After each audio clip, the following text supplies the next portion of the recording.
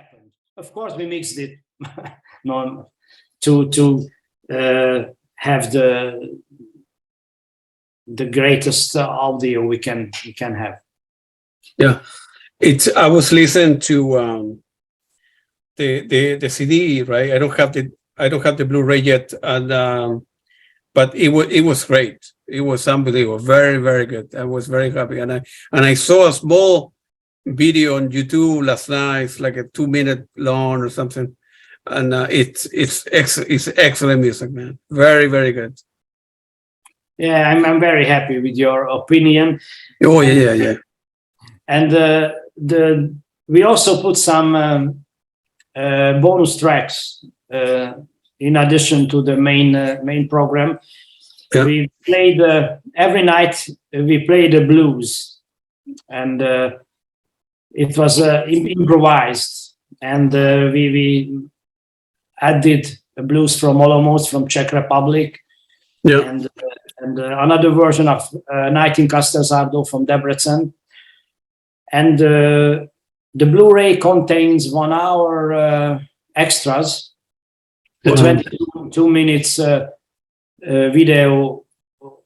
It's a kind of work film about the tour, footages from all the venues, sound checks, sometimes from the shows. There are also a few complete long tracks as well.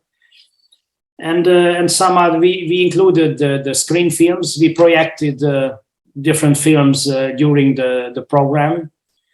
Some of them made on my own. I like to work with old Super 8 cameras, and I use these Super 8 cameras as a background projection during the shows. Also, we included that, and we included one song we didn't play in Győr. We just played at the first venue in Vienna, but we dropped because the show was too long. So, but we also mixed this Vienna version of Klaus Dance, and you can see a video version of this, and also we included it on the CD as well. Yeah, I will need to get. I will need to send you money to get the Blu-ray from you guys. Like get a couple copies for the band to sign and everybody. So I would like to get a copy of that as well, because I only have the CD at this moment. So I need to buy it.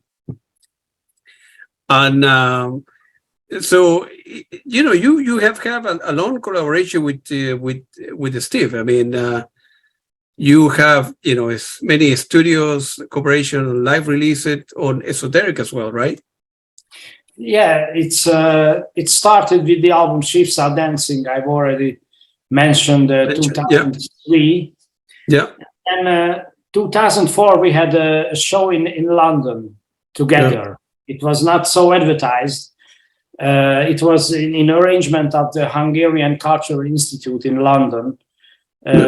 They booked some shows at the club Spitz, and the organizer Peter Palai, who formerly worked at BBC, and he was a high school teacher of Steve as well.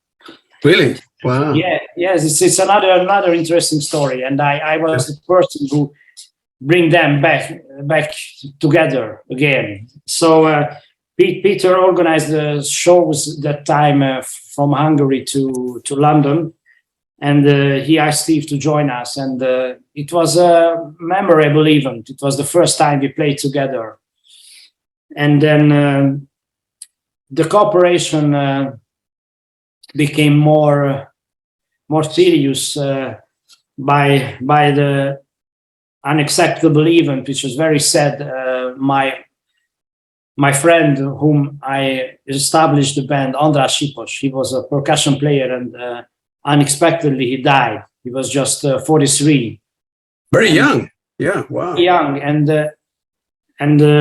it shocked everybody. And Steve found me when he heard from Billy that what happened. He phoned me how can I he was very, very sad and asked me, how can I help you? And I said, it's a good time you found me, because we are organizing a charity event for Sheafs' family. He left 3 small kids under 6 years.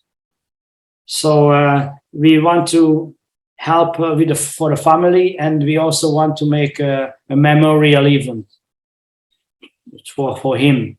And he came over to Budapest, and he asked nothing. He bought his flight ticket. He arranged his hotel. So we really got a big addition for collecting some money for the family. And the show was very unique because we played more than 4 hours. 4 hours.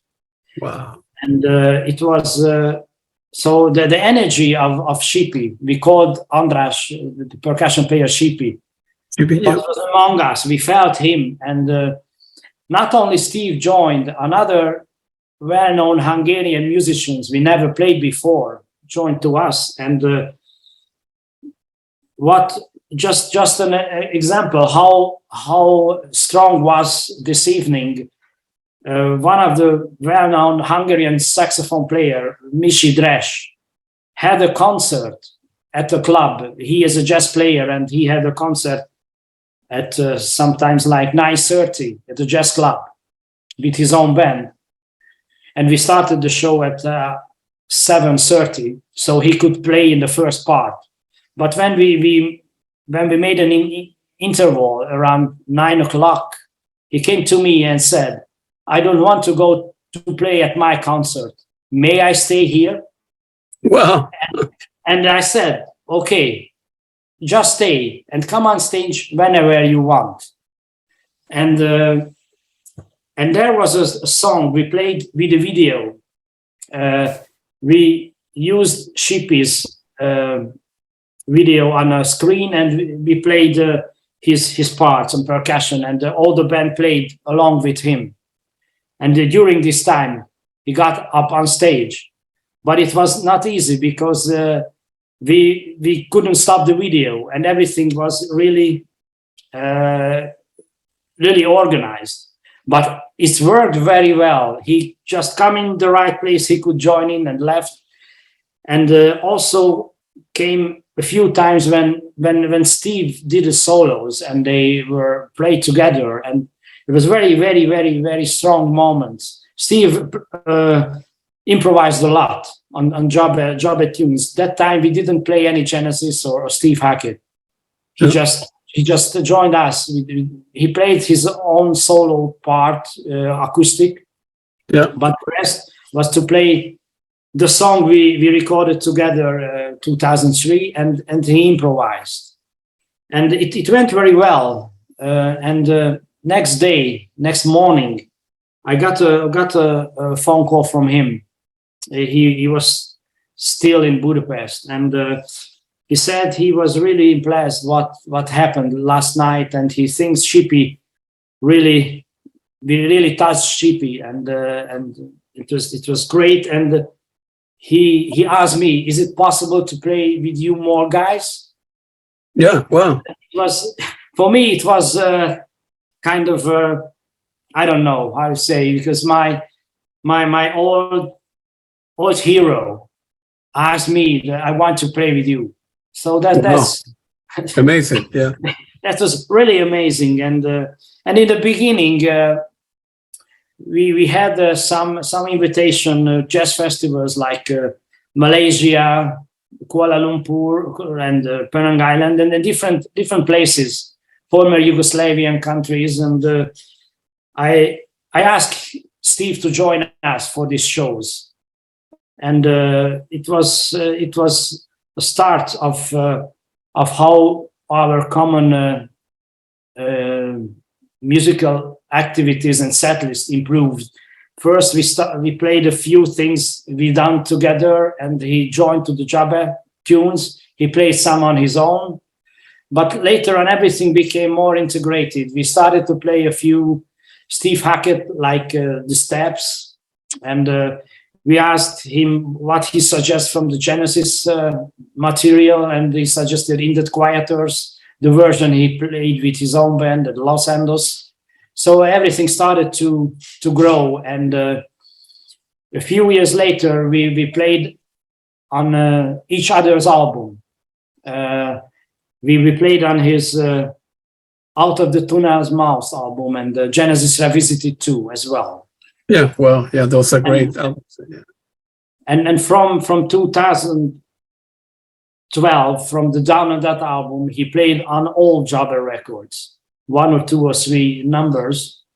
And we also had our joint recordings, the Sardinian albums, and the first album, Djabe and Steve Hackett, special guest Steve Hackett in the footsteps of Attila and Genghis, and It Is Never the Same Twice, and we had live albums together. The Journey Continues, you see here, and the Budapest live tapes. So we have many albums together.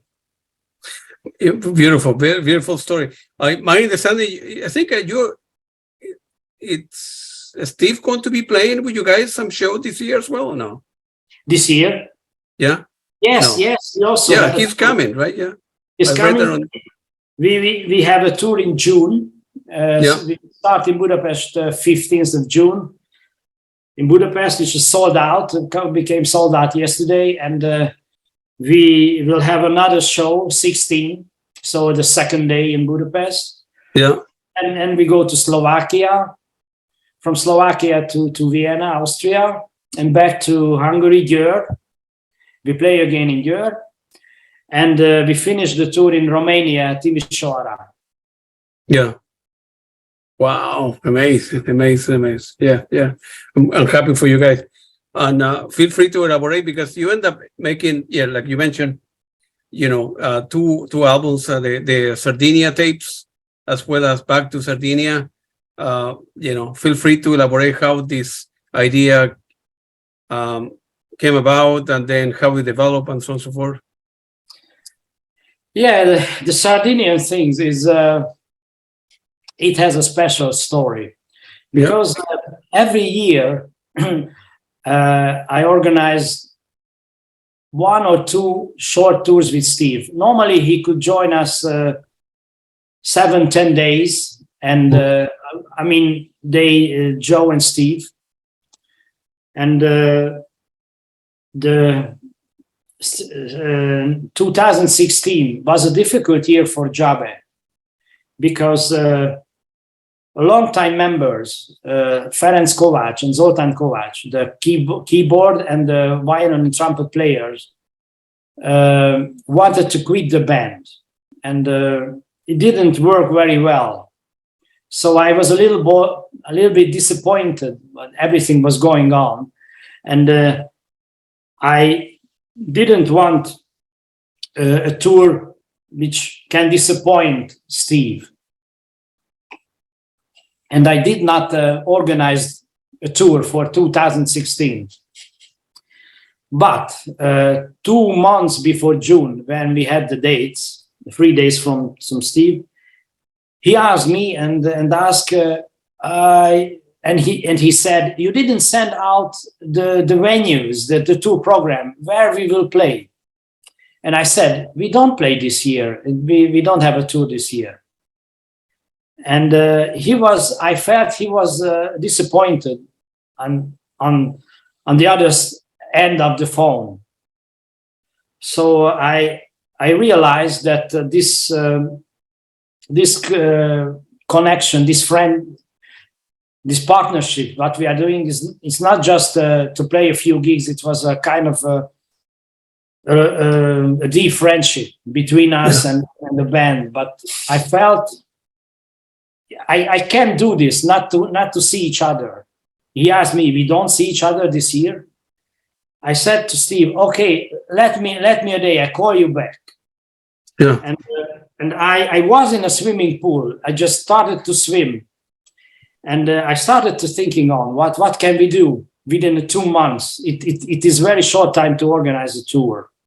And that time, one of my friends started apartments in North Sardinia, and the idea came about that let's travel to Sardinia, and where they had the apartment. It is there is an old church called Nostra di Signora di Tergu, and I know the priest very well. He was a big Genesis fan, otherwise, and he provided a room for us to record near the church. So I thought this should be a very, very interesting thing to travel there and bring all studio equipment, build a temporary studio, and record their music. We didn't wrote, just improvise, and we see what comes. I knew that Steve is a very, very, very good improviser, and as my other mates. So rest of the band and some new guys, Aaron on trumpet, who became later the trumpeter of the Djabe, and but we didn't have a drummer. We also decided to fire the drummer 2016. So we were just two of us in Djabe, Tamás, the bass player, and me. So we asked one of my best friend from the group Mezzo Forte, Gulli Breen, who just lived next door in Budapest, and he's Icelandic otherwise.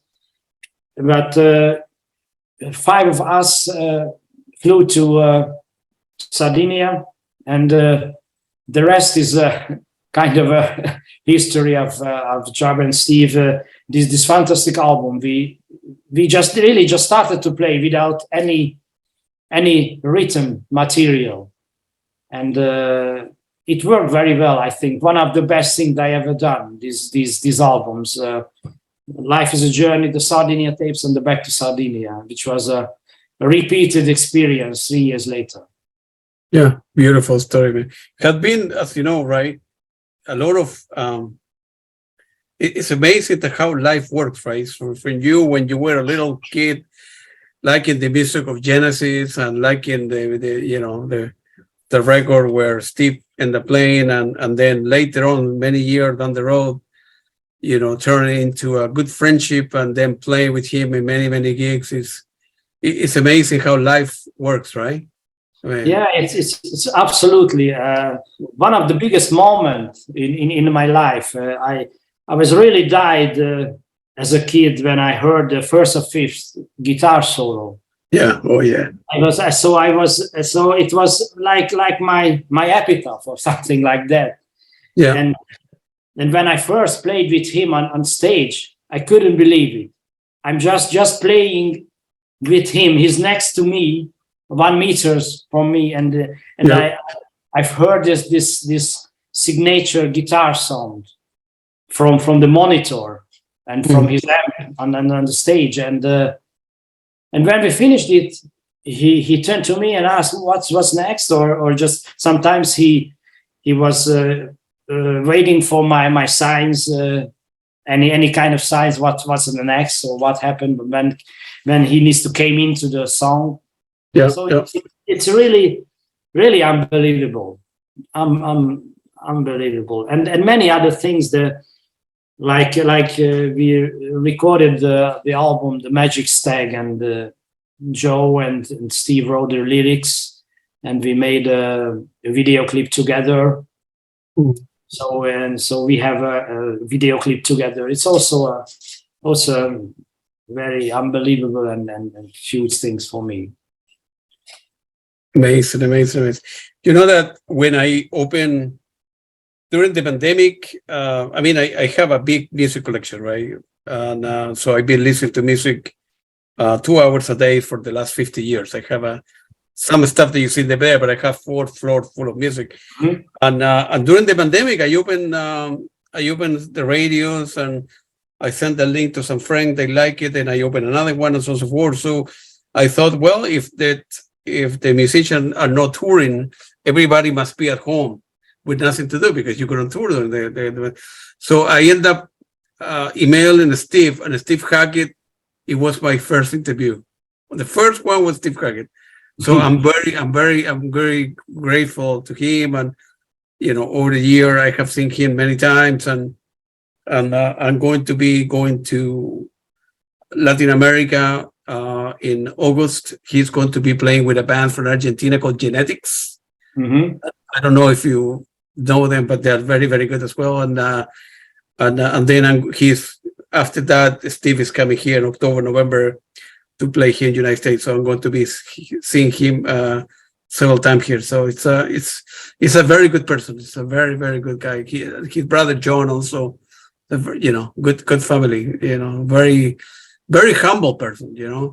If you see a Steve walking down the street, you wouldn't know that. He used to be a member of Genesis. I have a very nice story for you. Go ahead. We had a tour. I think it was 1917, and we are coming from Slovakia to Hungary, and the road was blocked because of an accident, the highway, and we had to go down to a normal road, and we were very slow because of all the traffic went down from the highway, from the motorway on the small roads, and we stopped at a small things like a hot dog maker. Just you could eat a few small things on near the road, and there were two or three guys sitting in a pub. It's a village pub. You see very, very, very simple persons drinking beers and all kinds of alcohol, and just near this hot dog. And one of the guys, a little bit drunk, came to me. I stand just near Steve, and he asked me, "Is this guy from the Genesis, the Steve Hackett?" And I said, "Yes, he is."